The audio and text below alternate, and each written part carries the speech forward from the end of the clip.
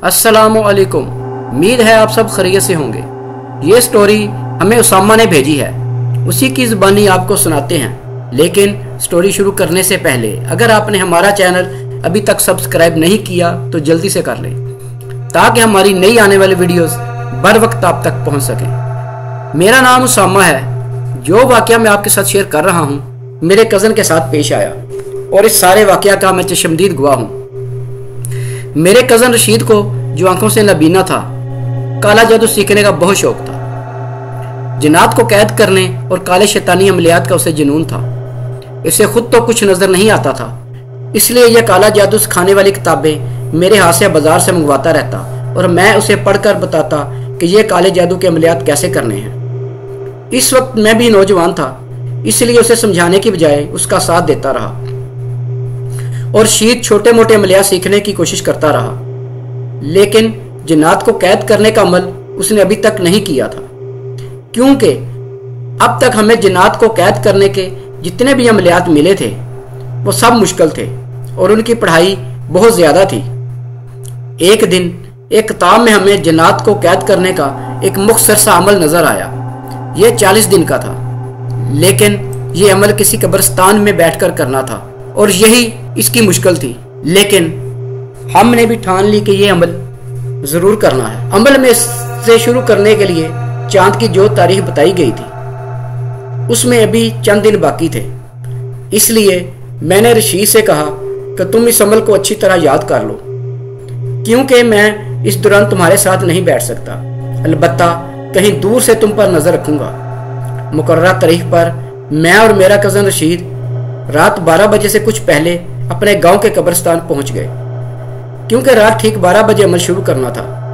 रशीद कब्रिस्तान में एक दरख्त के नीचे बैठ गया और जैसे ही मैंने उसे बताया कि 12 बज गए हैं, रशीद ने काले जादू का अमल पढ़ना शुरू कर दिया। अमल खत्म होने के बाद हम दोनों अपने घर वापस आ गए। पहली रात बिल्कुल नॉर्मल गुजरी थी। अगली रात फिर हम दोनों अपने मुकर्रर वक्त पर कब्रिस्तान पहुंच गए और रशीद ने अपना अमल पढ़ना शुरू कर दिया। आज की रात भी पहली रात की तरह ठीक गुजरी, तो हम दोनों बड़े खुश हुए कि ये अमल तो बिल्कुल बेज़रर है और हम अपने घर वापस आ गए। इसी तरह कुछ रातों तक तो सब कुछ नॉर्मल चलता रहा, तो हमारे दिल में जो थोड़ा बहुत खौफ था वो भी बिल्कुल खत्म हो गया कि अचानक एक रात मैंने देखा कि कब्रिस्तान की तमाम कब्रें एक एक करके खुलने लगी हैं और उनमें मौजूद मुर्दे अपनी कब्रों से बाहर आकर एक साइड पर लेट रहे हैं। ये मंजर देखकर खौफ से मेरा दिल बंद होने को था कि इतने में एक तरफ से 3 आदमी चलते हुए हमारी तरफ आते नजर आए। उन्हें देखकर मुझे कुछ हौसला हुआ। उन्होंने आगे आकर मुर्दों को कब्रों से बाहर देखा तो उन्होंने एक दफा मेरी तरफ देखा और फिर उनमें से एक आदमी ने अपने साथ मौजूद दूसरे 2 लोगों से कुछ कहा, तो इन दोनों ने कब्रों के साइडों पर लेटे मुर्दों को उठा कर वापस कब्रों में डालना शुरू कर दिया। यह तो अच्छा हुआ कि जो कुछ भी हो रहा था सिर्फ मुझे नजर आ रहा था, क्योंकि रशीद नाबीना था, इसलिए मुसलसल काले जादू का अमल पढ़ने में मसरूफ था। और जैसे ही उसका अमल पूरा हुआ सब एकदम से गायब हो गया और वो तीनों आदमी भी अब कहीं नजर नहीं आ रहे थे। अब मुझे रोज ही ये वाकयात देखने को मिलते थे। इसी तरह दिन गुजरते गए और मुर्दों की तादाद में कमी होती गई और आहिस्ता आहिस्ता कब्रें बंद होती जा रही थी। उस दिन अमल की आखिरी रात थी और इन तीनों आदमियों ने कब्रों से बाहर पड़े तमाम मुर्दों को दोबारा दफन कर दिया था और अब सिर्फ एक कब्र बाकी रह गई थी जो खाली थी। तो उनमें से एक शख्स ने ऊंची आवाज में पूछा कि जो कब्र खाली रह गई है उसका क्या करें। तो दूसरे शख्स ने रशीद की तरफ देखकर कहा कि वो जो दरख्त के नीचे बैठा है उसे इस कब्र में दफन कर दो, और वो आदमी उसकी तरफ बढ़ने लगा।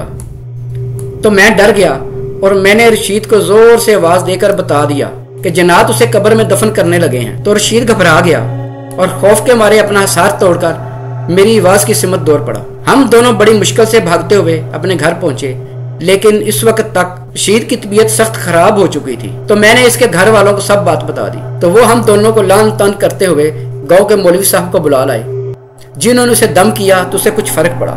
लेकिन मौलवी साहब ने उसके घर वालों को बता दिया कि जिन्नात ने वार्निंग दी है कि अगर अब इसने दोबारा ये सब पढ़ा तो उसकी जान भी जा सकती है। काफी दिन तक दम करवाने के बाद रशीद ठीक हो गया तो रशीद मेरे साथ दोबारा से वही चिल्ला काटने की जिद करने लगा, लेकिन मैंने उसका साथ देने से साफ इनकार कर दिया।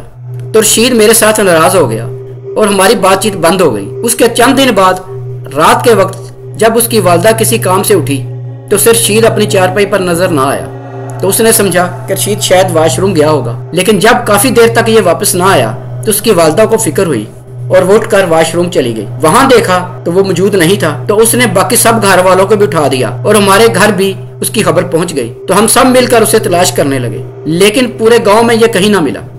तो अचानक मेरे जहन में आया कि कहीं ये कब्रिस्तान न चला गया हो। तो मैं इसके घर वालों को साथ लेकर कब्रिस्तान की तरफ भागा, लेकिन वहां हमें वो कहीं नजर ना आया। तो हम सब उसे कब्रिस्तान के अंदर तलाश करने लगे और फिर ये हमें एक दरख्त के पीछे गिरा हुआ मिल गया। उसकी गर्दन की हड्डी टूट चुकी थी। हम उसे उठाकर घर वापस ले आए। अगले दिन जब उसे गुस्ल देने लगे तो हम लोगों ने देखा कि उसकी कमर पर एक हाथ का निशान था जो काफी बड़ा था और ऐसा लगता था जैसे किसी ने गर्म लोहे से ये निशान बनाया हो। काला जादू सीखने के शौक ने रशीद की जान ले ली थी।